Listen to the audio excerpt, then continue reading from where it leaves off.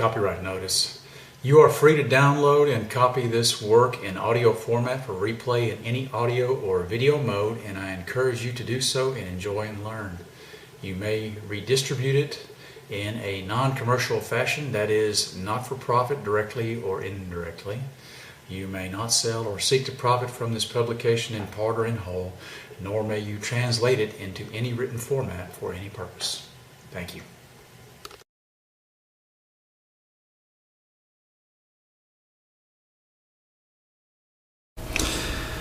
Chapter 27 of the Maineprepper novel, When the Walls Came Tumbling Down, as read by the author. Valkyrie. A helicopter flying NOE, or nap of the earth, thundering just above the treetop, is an inspiring thing to behold. It is even more thrilling to be in that bird. The treetops so close can make the actual speed of the aircraft seem much faster. Tim also knew they were pushing well past 160 miles per hour as he sat with one foot on the skid, facing out the left door of the bird, the M240 7.62 caliber machine gun firmly held by the butterfly triggers. They would be engaging the enemy in less than 1 minute, and he felt his pulse pounding. They would attempt to locate the first M2 heavy barrel 50 caliber machine gun they saw and target that one until eliminated. They would make multiple passes, but each would have to be brief, with less than 4 seconds maximum on target. Tim checked the intercom. First person to see a Ma Deuce, call it out. Tim's hands were sweating now, moisture soaking through his tactical gloves. His sunglasses were hanging precariously on his nose, and he wished he had an aircrew helmet right about now, instead of the headset worn over his ball cap. Florian had his weapon trained out the right side door, scanning and looking over the top of his scope. He would try to engage from his position if possible, but only as a secondary. Right now, the mission was to get the big guns out of the fight if possible. As fast as they were moving, Tim was surprised when the pilot called out, "Third vehicle from the left." Tim leaned way out on the skid and saw it. They were less than a kilometer away, and he called out, "Get within 500, then swivel right and stop. I only need 4 seconds." Tim knew that it took about 4 seconds for a gunner to acquire a target, and when they got to 500 meters and stopped, all guns would probably start tracking on them. After this, they would have to drop down almost into the trees and fly at top speed erratically. They would be exposed to all guns for several seconds of firing, perhaps more, and the chance of getting hit was high. The chance of a critical hit was about average. Tim would have to be good. He had practiced this before, but with miniguns, with his Special Forces Operational Detachment. Now, again, he wished for a minigun in his hands, but this weapon would have to do. In a matter of seconds, they were on station. The bird seemed almost to come to a hover immediately, jolting Tim in his harness and nearly causing him to lose his footing. He saw the Ma Deuce now clearly in his sights. He lined up the crosshairs of the ring sight just below the turret and pulled the trigger all the way back and held it for a good 12-round burst of 7.62 M80 ball ammo, with every 5th round being a tracer. The technique was to slowly adjust up from the point of aim into the target. You did not want to shoot over and try to depress down. Essentially, the muzzle climb would help you in this case, and you just adjusted gently. Several rounds obviously hit the target, and he immediately poured a second burst in on the same spot and saw the gunner's helmet come off as he slumped down into the turret, a bloody mess. The barrel of the Ma Deuce pointed crazily at the sky. He tried for a third burst on target, but the bird lurched violently and shot straight ahead and then banked hard right as it dropped down and nearly hit the trees. Tim could see tracers cut by wildly and through the sky as the enemy tried to hit the bird. He felt rather than heard a thump as one round found the bird for sure. Perhaps more did, but this one got the attention of the co-pilot, who looked concerned over at the pilot as he quickly checked the gauges. The pilot was too busy erratically banking to get away, though. Tim was sure the rounds he put on target had taken the gunner out and may have disabled the gun. Now the pilot was headed back over the town of Stockholm and well away from the gun trucks. They would make another pass, but not from the same direction they had just come or just left. Unfortunately, this next time, the enemy would be ready for them a little more quickly. Still, Tim would need several seconds of hold, or they would just be making an aimless strafing run. As they flew quickly over the town, they saw activity there. The bridges had some sort of log obstacles on them, and a group of armed people were moving quickly, but that was all they had time for, as the bird shot past the scene and over a nearby lake before banking around to the left and heading back for another attack. This time the bird would not have to wheel right. They would simply come to a hover. Tim would be on the side facing the enemy, facing the other gun truck. It dawned on him that just as his position gave him maximum ability to engage the enemy, it also gave the enemy the same. Florian called out, "I see people on the ground shooting at the trucks." As they approached rapidly, they could see the gun trucks engaging the ground forces, and Florian could see several casualties already among the civilians caught in the open. The good thing was that the civilians were drawing the fire and attention away from the aircraft. That lasted only a few seconds, though, as Tim lined up on the other gun truck and began walking the rounds in a little early. This truck got 3 full bursts before the pilot banked directly over the gun trucks. The enemy would not be able to track them so easily, him making this move. Tim saw the gunner fall into the vehicle, but was dismayed to see the other M2 was back in the fight. Tracers began lazily reaching up to the bird now, and Tim watched in horror as one stream cut just by him, and then he felt several rounds hit the bird and a sickening shudder and wobble. The bird was going down fast. Tim let go of the butterfly on the machine gun. They would have a mere few seconds, if that, and he realized this was probably going to be the end of them all. He swiveled back into his seat and tightened the X-harness and glanced at Florian, who was doing the same, and he had let go of his weapon, which hung by the sling across his chest. Tim folded his arms over his chest, and Florian was watching him and quickly did the same. In front of them, the pilot and co-pilot were fighting hard to keep the bird in the air, but they were losing. He heard something about the tail rotor being cut out and knew that when this happened, the only way to keep the bird from spinning out of control was to maintain a high forward speed. Unfortunately, they were also losing altitude. 10 o'clock, Steve, open field, the co-pilot called out, and the pilot made a slight course correction, then added to all, "Hang on, we're going in hard." Before he finished the words, the pilot tried to flare and come to a controlled hover to lessen the impact. As he did so, the rotor tried to come around in front of the bird, and he dropped the tail down hard so it smacked into the ground.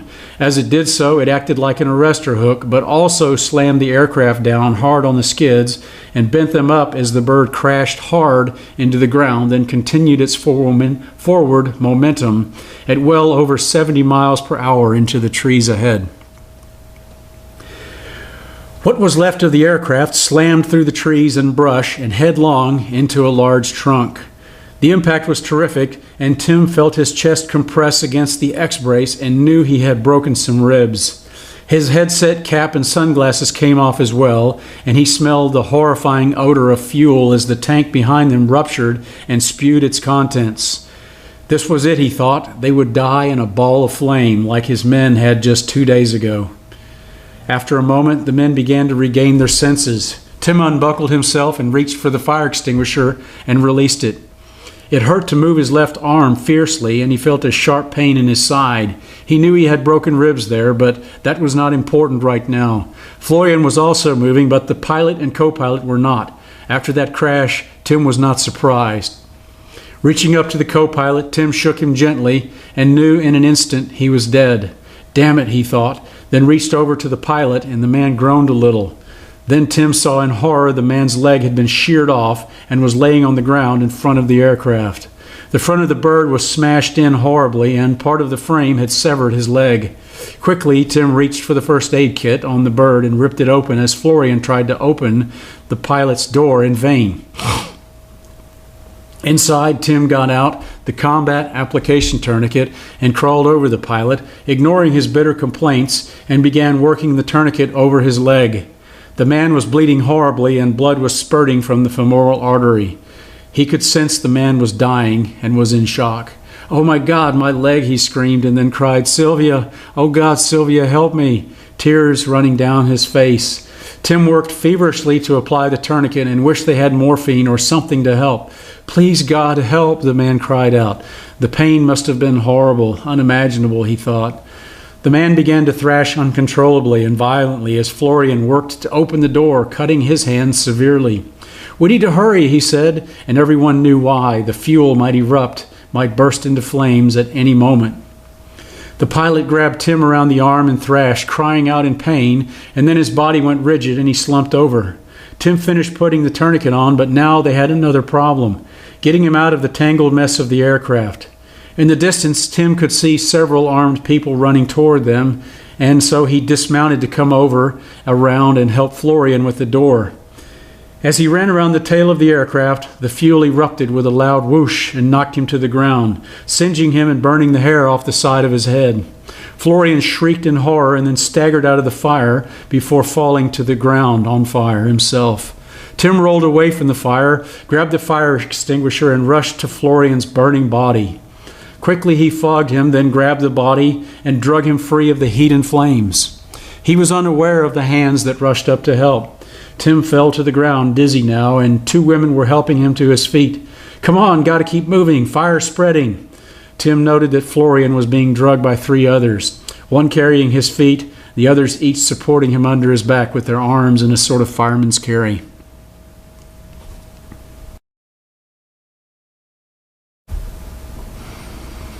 Alamo 6. This was not intended to be a suicide mission by any stretch of the imagination. I remembered something my first sergeant told me when I was a young corporal. "Your job is not to die for your country, son. Your job and your duty are to make the enemy die for his."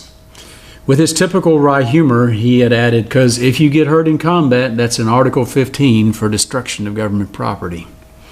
Now, as I looked to my right, I could see several of the teams had crept up to engage their targets. The teams were assigned their vehicles by location. Team 1 would have the vehicle on the far end of the perimeter. Team 2 had the one next to it. In retrospect, this was a bad plan because in order to engage their targets, the teams had to choose mission over survival. While they were making good use of concealment, hiding themselves, moving in the blind spots of the enemy who were focused now to their front, my teams had no cover, nothing to stop a heavy machine gun bullet for sure. I had scant cover myself from where I was and would rely on using the vehicle to my front for most. My plan was to take out the gunner and then keep this vehicle between me and the others while I pied in for my next shot. The Madus on the far end opened up first, the noise startling us all. I heard someone yelling to fire at almost the same time, and then all the guns opened up. The noise was not just deafening, it was unsettling. True, they were opening up on the unprepared dummy positions, but I winced at knowing this much firepower was in the hands of an enemy. I thought of Jacqueline and the rest in the town's reserve platoon, of our town, of our homes being destroyed by this lethal force. A machine gun in the hands of a trained professional is a fearful weapon to encounter. Far from simply spraying bullets around, they had a very accurate method of delivery, especially if firing from either a turret or worse, from a tripod. With the latter, they can make minor variations and use plunging fire. That is, they can fire the weapon to arc over a terrain feature. The weapon has the ability also to make minor adjustments and can literally pour murderous volumes of fire at a defensive position, reducing the fortifications such as sandbags to rubble and dust. A good gunner will understand how to keep the target in the center of the beaten zone, the rounds that land short of the target ricocheting up into it, and the rounds that go just beyond, hopefully passing through the enemy's bodies themselves. I lined up my weapon quickly on the turret gunner less than 100 feet to my front. My ACOG, Advanced Combat Optic Gun Sight, was very finely set. At this range I could drill a quarter and had done so on my range at home. I also knew that my adrenaline was racing and that I had buck fever. Therefore, I settled down and went through my shooting sequence. Natural point of aim, breathe, relax, aim, stop, and then squeeze. The rifle bucked in my shoulder, and with satisfaction I saw the gunner slump down into the turret, and I remained in position, knowing they would put someone else on the gun momentarily. Because I had fired only once, they did not see me. Unfortunately, several of the teams had moved up in front of this vehicle, and now they were firing. Their muzzle flashes gave them away, but also the muzzle blast stirred up some leaves and dust, further acting as a signature to their position. The gun truck to my front was indeed putting someone else on the weapon, and no sooner did he appear than I drilled him through the side of the neck, even though I was aiming at the side of his head. He too fell back inside the vehicle, and I knew nobody would be getting back on that gun soon. Unfortunately, the other gun trucks were now training their weapons on my people. I watched in horror as one of the Ma Deuces swiveled around and literally dismembered one of our people, his arm being removed from his body and thrown a few meters up and to the rear of his position, just 50 feet away from me. The gun truck in front of me was now rolling forward. The driver was trying to either escape or was going to use his truck to run over the people who were laying prone and trying to engage the other trucks. I noted another of the trucks was moving. Its machine gun barrel was pointing into the sky. I did not hear the approaching helicopter, but rather felt it as it skimmed just over my head, banked hard right, and then poured out two long bursts of gunfire into the Ma Deuce in the center of the formation. I was too startled to do more than watch in amazement as the bird then sped off to my right and disappeared, but not before all the other gun trucks were firing in its general direction angrily. My people took advantage of this and engaged the turret gunners as they swiveled their weapons away, exposing the gunners to my marksmen. Still, though, it is hard to kill a man in combat. They're hiding, they're taking cover, moving, and if they have armor, are exposing as little of themselves as possible. The gunners were crouched down low in their turrets, but I could see now that we had taken out 3 gun trucks, but the other 3 were now alerted to our presence and had swiveled their weapons around on us. It would not be long before they decimated our forces, and I was contemplating calling for a retreat before I lost even more people. The teams in the woods were faring better than the ones who had moved away from the tree line. I could see at least 3 lifeless forms now and knew there would be others. Our force was being decimated. That helicopter, where had it come from and why? Was it a government aircraft? I had seen it was a dark olive drab color, and it definitely had a .240 machine gun on it, but who was flying it? If it was the government, they would not be alone, and that bird was an observation helicopter. They normally flew as scouts for attack helicopters. An Apache or a Kiowa would be able to engage this force from a standoff distance with Hellfire missiles or other advanced weaponry. We were saved. Suddenly the helicopter reappeared, and I saw it as it crested the tree line directly opposite from me. This time it did not bank, but simply flared to a hover, and the gunner poured 3 long bursts into the turret gunner of the far Ma Deuce machine gun, not only killing the gunner, but, as I saw through my scope, apparently disabling the weapon. The feed tray cover was hanging at a crazy angle, and the gun pointing at an odd position into the air. Unfortunately, someone had remanned the other Ma Deuce, and I guessed it was someone with some skill because they tracked that helicopter smooth as it banked hard and flew away directly over our town. The Ma Deuce can fire a steady 50-round burst if necessary, although it will need to cool down a bit afterwards. This is very useful for tracking a low-flying aircraft. You literally watch the tracer fire and walk it directly into the bird. I could not see the helicopter though, but could see the Ma Deuce firing in its direction. I also watched as the vehicles began to move. One of the 3 that had lost their gunners turned and roared away. It was the Ma Deuce that might have been destroyed, or I thought it was. I guess they did not have enough people on board to replace the 2 they had lost already or had lost their nerve. 2 of these vehicles had recrewed their weapons and were now driving straight at us. They stopped and began deliberately engaging our people. Just as this happened, though, from our rear came a tremendous volume of machine gun fire. At first I thought we had been flanked, but was heartened to see the tracers pouring steadily and expertly over my head into the nearest vehicle to me. The hood of that vehicle was shredded, the engine began to hiss steam and blow an oily smoke, and then the turret was subjected to a murderous, withering fire. I half expected to see a military vehicle, one in support of the helicopter above, but instead saw a bright, safety yellow painted snowplow. Someone was firing a machine gun expertly over the top of the cab and was supported by two other men on either side of him firing rifles with equal skill. I also noted several men skirting around into the woods, not as many as we needed, but at least enough to help break the attack. Since we had already gone noisy, I called all of this in on the radio. I used the call sign I normally used on my patrols this time because I did not know which of our people would respond. All stations this net, all stations this net. This is Alamo 6. 2 gun trucks headed to town on the South Road. Break. One has a .50 caliber, how copy? Soon the net was alive with chatter as people pinged back they copied. Among them I heard Bill's voice. Bill had set up a sort of field aid station in the fire department, supported by the town's 2 emergency medical technicians, a young woman and an older man with the town's small but surprisingly modern ambulance. I called in for medical help for a medevac, but knew that was going to be a low priority. Right now we were fighting for our very survival.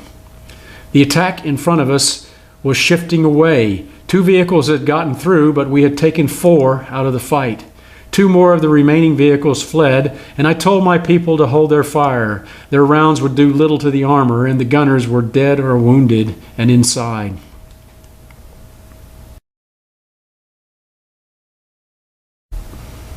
The tide.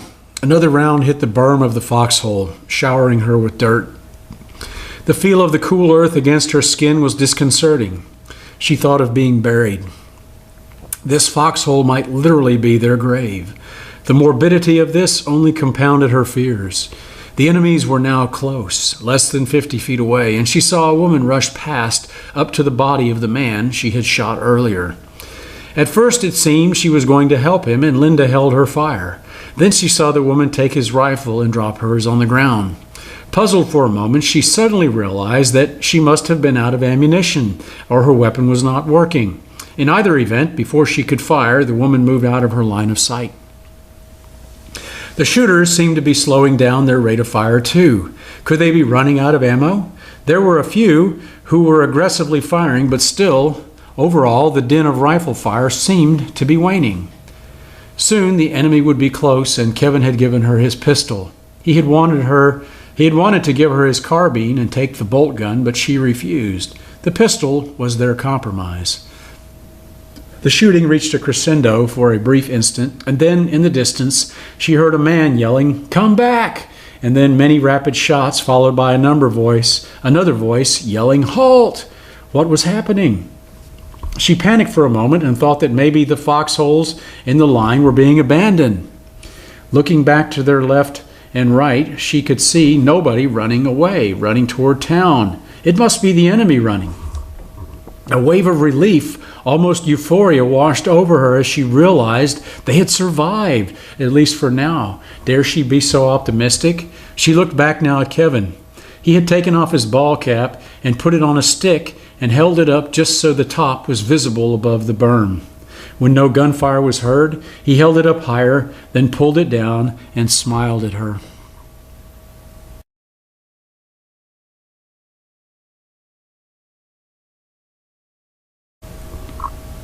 Hellfire. Ox looked through his binoculars and watched the devastation his gun trucks were wreaking on the enemy positions. His men were fairly well trained, at least 2 of them were, and these were on his big Ma-Deuce machine guns, firing their massive .50 caliber projectiles.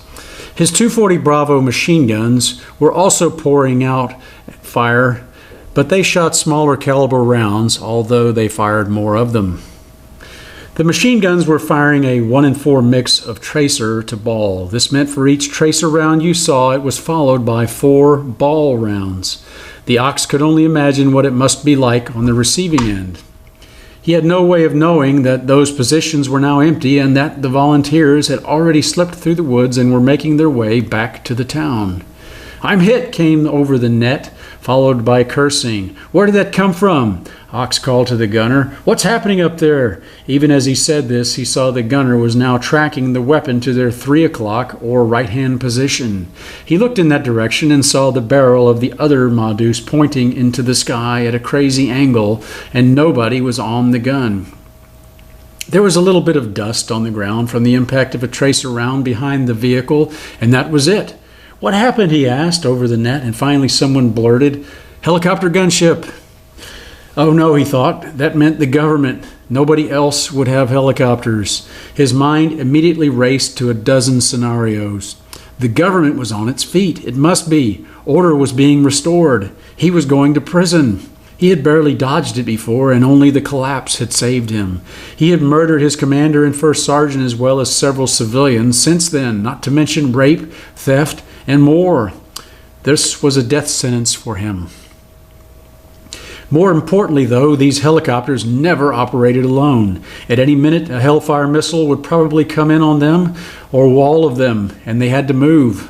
All Wolf elements. Move forward 50, stand by. Then he added, Wolves 2 and 4, cover 6. Immediately, 2 of the gun trucks swiveled their turrets to the rear. The trucks to the far left and right swiveled to cover those directions. This was slowing the attack, though. Seconds went by, and one of the trucks called out, "I see another one. He's flying across our front." Ox shouted, "Engage, damn it!" And the gunner called out, "He's gone. He's too far." That did it, then. They were found, and soon they would be snuffed out. Ox wished Mitchell was here. He would know exactly what to do now. The first rounds hit the side of the vehicle, and then the gunner slumped down inside the turret, almost into Ox's lap. His head split wide open and his brain spilling out on the backseat passengers. 2 civilians, one of whom began screaming. Ox said, "Shut up!" And then to the driver he said, "Get on the gun!" To the passengers he said, "Get his weapon and gear off and get him out the left side door." They had to move out, and Ox called out, "Guidons, guidons, guidons," and each of the vehicles was supposed to respond in sequence. But Wolf 1 did not respond, so Ox said, "Wolf 1, I said guidons," and there was silence. He shouted at this time, and the driver, who was now on the gun, said, "I don't see anybody in the turret top." "Wolf 2, status," Ox said, and then again, silence. "Wolf 6, this is 3. 2 is down. I say again, Wolf 2 is down." Then, "I think we got the helo. I see smoke at our 10 o'clock. Wolf 4 was the other 50 caliber gun truck, and they came back. 6, this is 4. We lost the gunner. Driver is on the turret now. Ox looked out his right window and saw the gunner wave at him briefly, and then suddenly he fell back inside the vehicle. 4, this is 6, status, he called, and nothing, so he yelled, 4, this is 6, status, then saw in horror as 4 turned around and began speeding away. Soon another gun truck, the same. Both of them had no gunners in the turret. "What's going on?" he said over the net, and someone said, "The crew is down, only civilians." And Ox realized now the civilians were driving away, those cowards. "Gunners, engage those vehicles," Ox called to the rest, but knew it was futile. It would only make them drive away faster. Looking to his left, the Ox could see the gun truck there was still up and crewed. "Wolf 5, follow me," he said, and then he slipped over himself into the driver's seat. The Humvee roared, and the Ox sped forward to the defensive positions now and hit the hardball road.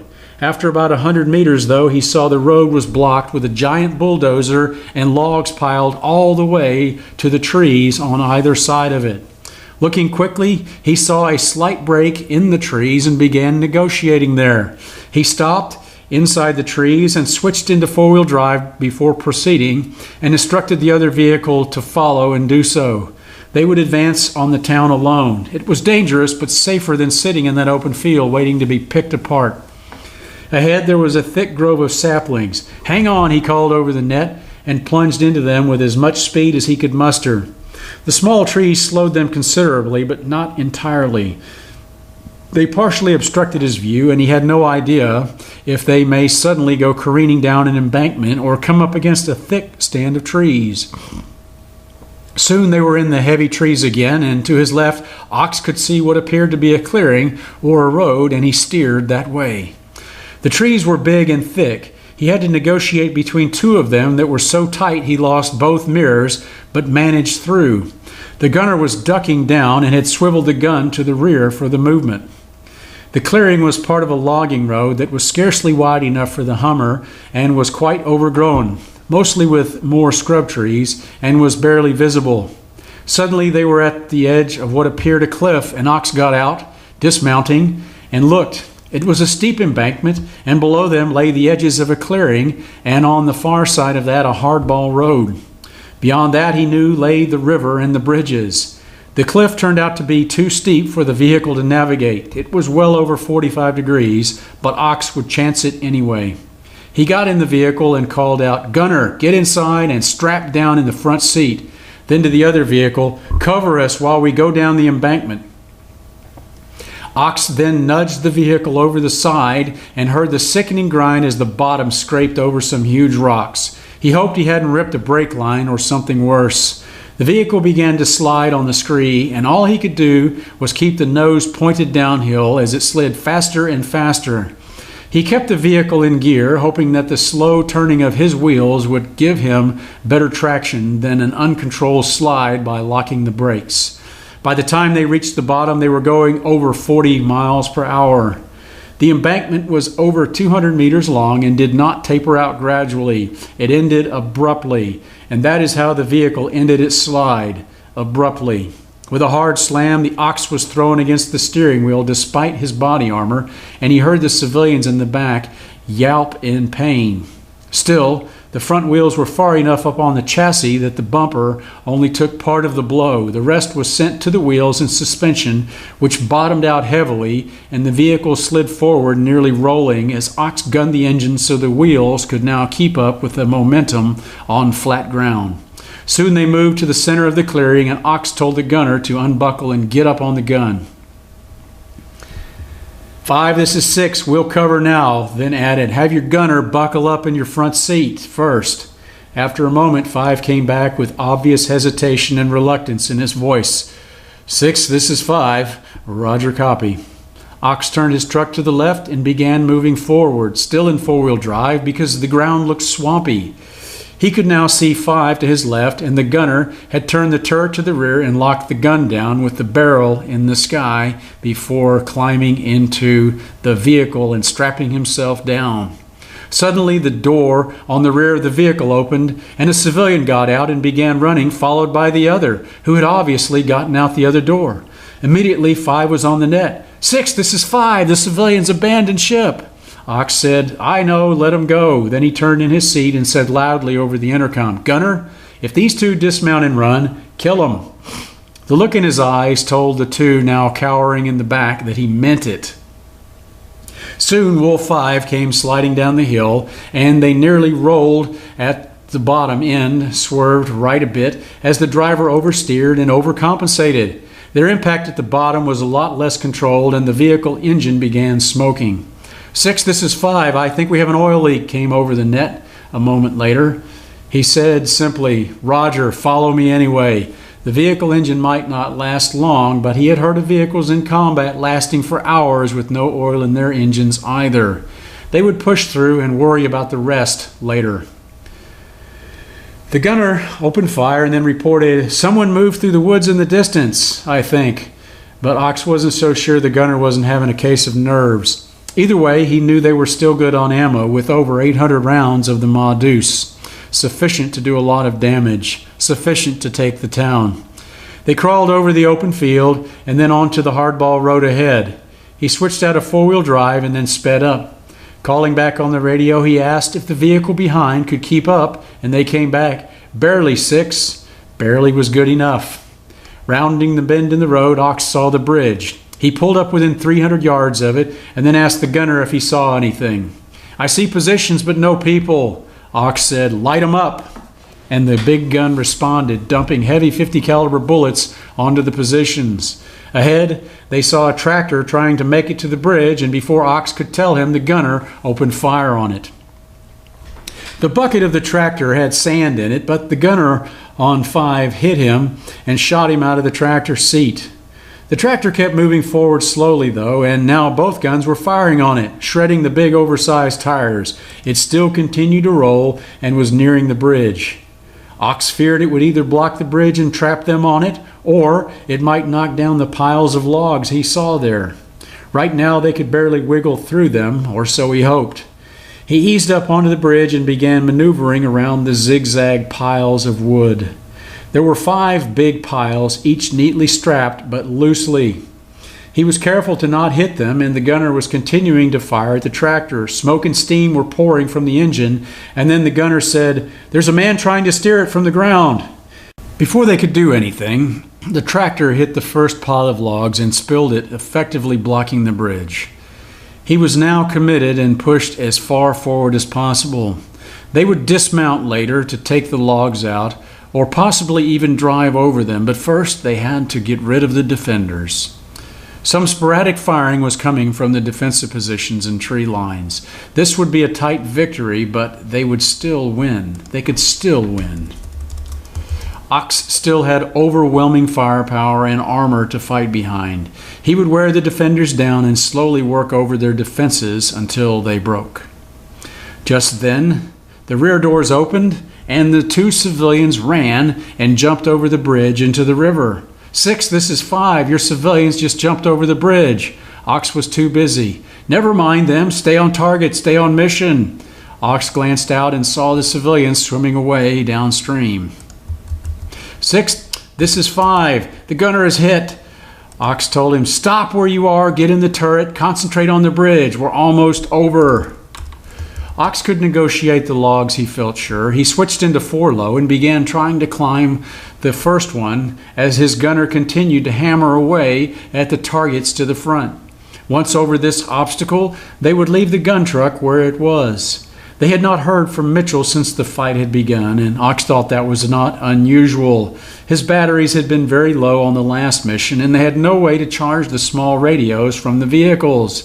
They had handheld Motorola's, but they hadn't the range for this. Ox didn't have time to worry about them and felt certain they would show up any moment, especially when they heard the vehicles were on the bridge. His Humvee struggled to climb the first log, and Ox was sweating as he used all his skill to negotiate this obstacle. This was it. This was the cornerstone.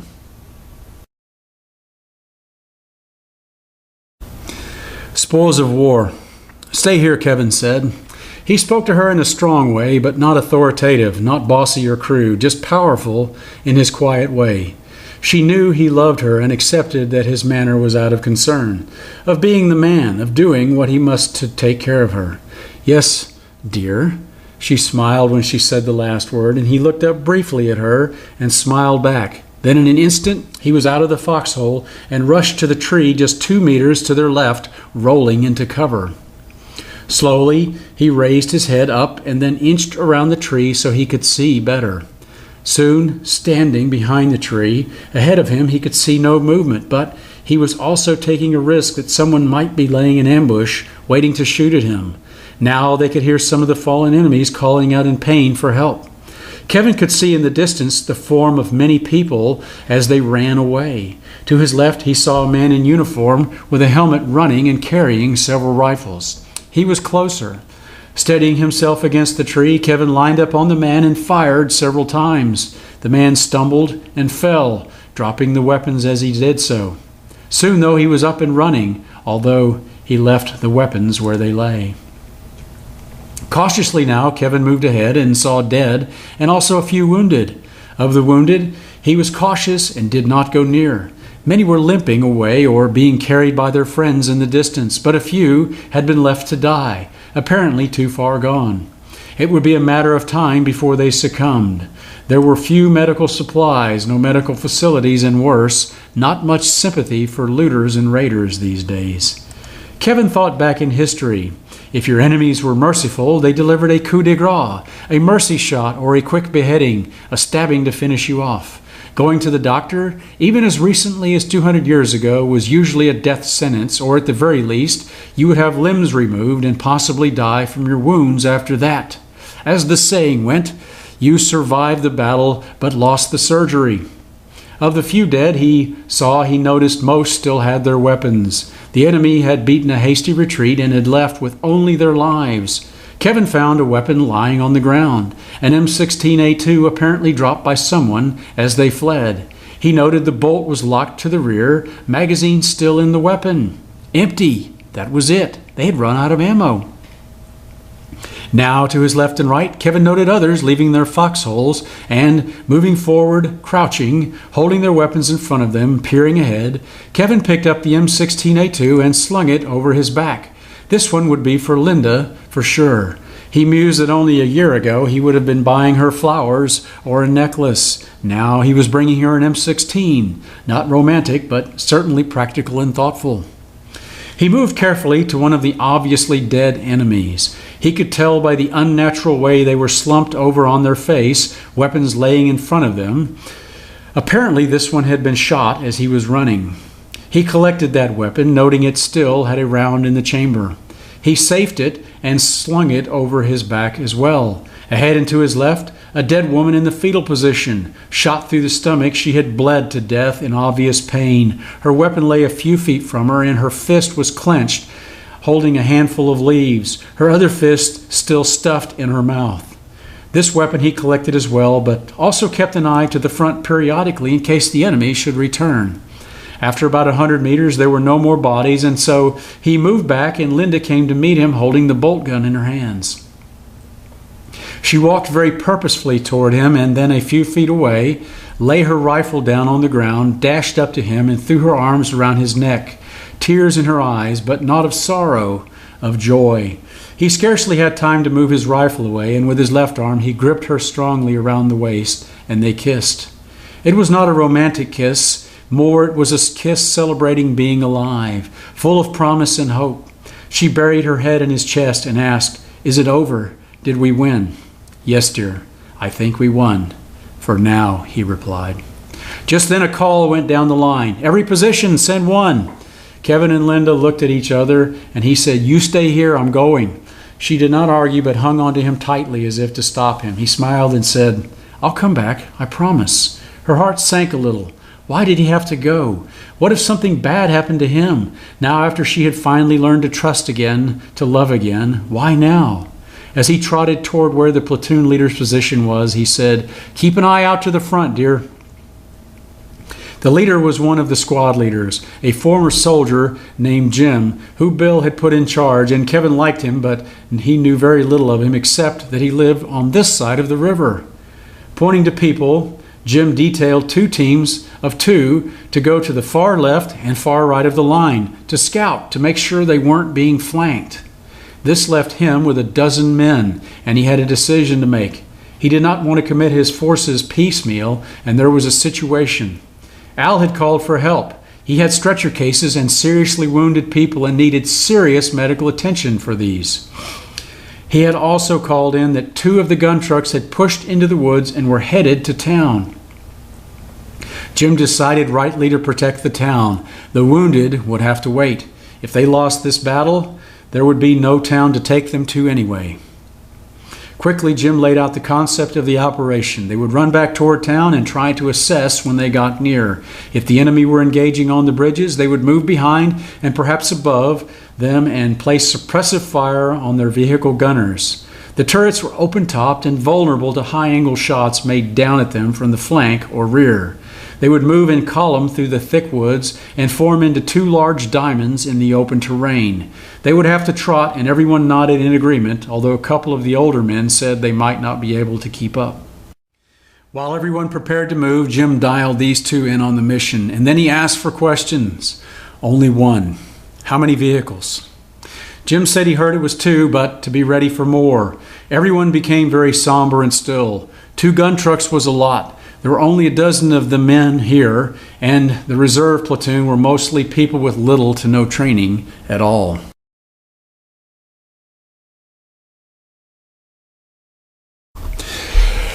None shall pass. Hiding behind the tractor as best they could, Jacqueline and Terry and Bill understood now what it was like to be on the receiving end of heavy machine gun fire. Even the rounds that went by overhead seemed to rip the air. The driver, an older man named William, was hit in the chest and knocked almost instantly from the seat. He spilled to the ground and rolled to the side. Bill could see there was nothing they could do for him. He was split open like a deer that had been hit by a car. "Stay low," he told the girls. "I'm going to steer the tractor. When I do, they will shoot at me. You two hit the brush in the ditch and get under the bridge." Each of them had a single Molotov cocktail. Jacqueline and Bill had theirs in dump pouches. Terry had hers in the shotgun shell bag. Each of them had a disposable lighter and a book of matches just in case. When Bill stepped around to get the steering wheel, he also gunned the engine and lifted the bucket a little higher. Both machine guns now tried to concentrate their fire on him, and he said, "Now, move!" And both girls dashed quickly to the ditch. Before the gunners could even see them, they disappeared into the brush and quickly moved up and under the bridge. For some reason, the other gun truck stopped shooting for a moment, and the tractor kept rolling. The tires had been shot off. Bill got up behind the bucket as low as he could as the M2 began shredding the tractor, but still, it kept rolling. Soon, with satisfaction, he felt it hit the log barrier, and it ground to a halt. It had done its job. The bridge was partially blocked. The enemy were not permanently stopped, but perhaps it would buy them time for the defensive platoon to double back. Perhaps Al and his people, too. If they won today, it would be a miracle. Under the bridge, Jacqueline and Terry waded across to the other side, getting wet, and huddled under the bridge just out of the water. "Is your lighter good?" Jacqueline asked, and Terry got hers out of her shirt pocket, fired it once, and watched Jacqueline do hers. "Okay, you go left and I'll go right. My matches are wet." Jacqueline said, "Get back behind the vehicle, under cover if you can, and we'll meet up there." By splitting their routes, they would have a greater chance of success, of not being seen. One of the gun trucks stopped firing for a moment, but soon it was back in the fight. Maybe had to do a barrel change, Jacqueline thought. Both girls looked at each other, nodded, and then scrambled up the embankment in the thick brush there. They were behind the vehicle now, and Jacqueline could see they could not get close to the vehicle without being seen. They were within throwing distance now, and she could not get hers lit. After a few moments, she called to Terry, "Throw, girl, throw!" A moment later, and Terry threw. It was a good one, too. It landed on the turret wall and splashed fuel onto the gunner and ignited. He screamed in pain and fell back into the vehicle. Jacqueline could see that fuel had gotten inside the vehicle, and soon the halon system kicked in and extinguished the flames. Both girls ran up behind the vehicle and hid behind it. The other vehicle had not seen them. Inside, she could see the gunner and another body laying sprawled on the back seat. Drawing her pistol, she tried to open the doors and realized they were combat locked. "Watch him," Jacqueline said, and Terry got her shotgun unslung and nodded. Jacqueline reached into Terry's pocket and pulled out the lighter and said, "Cover me!" And then, scooting at a crouch, weapon slung across her back, she ran onto the bridge. Flitting like a little mouse from barrier to barrier, she got up within 30 feet before she pulled out her Molotov and lit it. With relief, she watched as the wick glowed and the flame spread. She said a quick prayer and then looked around the corner of the logs in front of her. The machine gun was still hammering away at the town now, alternatively firing at the tractor, but never looking back behind them. The other vehicle had apparently not been able to tell them anything of their demise. So far, she was undetected. She had to make this one count. She was the only thing between this little town and certain destruction. She carefully threw, and just as she was going to release, the fuel spilled on her hand, causing it to slip. As it left her hand, the wick set her hand on fire, and she cried out from the pain and fell back behind the logs. She had missed the turret, and the bomb had landed just on the back bumper of the vehicle, lighting it on fire but not stopping it. The gunner, however, took notice, and soon he swiveled around and was pouring fire on her location. She lay flat on the ground behind the heavy logs and held her hand, crying at the intense and searing pain. The gunfire also shifted to Terry's position, and she prayed the woman had the sense to take cover. Bill was peering through a bullet hole in the tractor bucket and saw a sheet of flame shoot up just behind the gun truck and realized that the girls must have taken out the other one and were trying for this one. This was good, too, because Bill was having a hard time getting up from behind cover. The gunner was aggressive, and he knew the mission today was to not die. The mission was to defend the bridge. His radio crackled with a report from the woods, but he could not hear it. The Big 50 was too close, too loud. The gunner had swiveled his weapon around and began shooting back in the direction of the girls. Bill pulled his Zippo lighter out of his trouser pocket and lit the wick on his Molotov. Satisfied it was burning well, he moved forward, holding it slightly to his side, somewhat carefully, as he scrambled quickly over the downed logs. The driver in the vehicle saw him and was opening his door, no doubt to engage, and so Bill bounded over the last 2 logs and tossed the flaming bomb right into the turret. It erupted with a whoosh, and the gunner was soon engulfed in flames. Just as he did that, Bill drew his .45 and rushed to the front of the vehicle. The driver was now standing with his window down and his body behind the door, open, firing his rifle through the open window and effectively using the armor-plated door for cover. A round zipping past Bill's head startled him, and he crouched and rushed to the front of the vehicle, then sprawled out in the prone position in front of it. Before the man could react, Bill took aim and shot him in the foot. The man's boot split open as the slug caught him squarely in the arch, and he fell to the ground, bellowing in pain, dropping his rifle. Their eyes locked, and Bill saw the murderous look in the man's face as he drew his pistol almost in an instant. Without hesitation, Bill shot him in the face, a double tap from less than 10 feet distance, and he saw the man's hands fall open. His helmeted head struck the pavement. Not sure who else was in the vehicle, Bill rolled back to his stomach and watched for other feet to hit the pavement. The vehicle halon system was kicking on now as the fuel from the Molotov leaked down from the turret inside. In a moment, he knew the vehicle crew weren't getting out. He sat for a few seconds and listened. Suddenly, all was silent except the crackling of flames. Now smaller noises came to his ears. There was no more gunfire except the sporadic shot fired off in the distance. He heard Jacqueline crying out softly in pain, too. Tentatively, he stuck his head around and saw the Humvee was smoldering, smoke rolling lazily out of the top hatch. Now, getting to his feet, he moved quickly across the bridge, and Terry ran from cover to meet him. Both found Jacqueline propped up back against the log barrier, cradling her burned hand gingerly. Suddenly, they noted several men running from the woods. Bill grabbed Jacqueline's rifle and used the scope to scan the figures, and then smiled at the girls as he lowered the rifle. "It's Jim and some of the defensive platoon from the woods, and they don't look like they are retreating." That must have been Jim on the radio earlier, calling to tell him that help was on the way. Bill got out his radio and announced, "All stations this net, all stations this net. Bridge secured, attackers down." This has been chapter 27 of the e-novel preparedness novel, The Walls Came Tumbling Down, as read by the author. Tune in next Friday for the next chapter.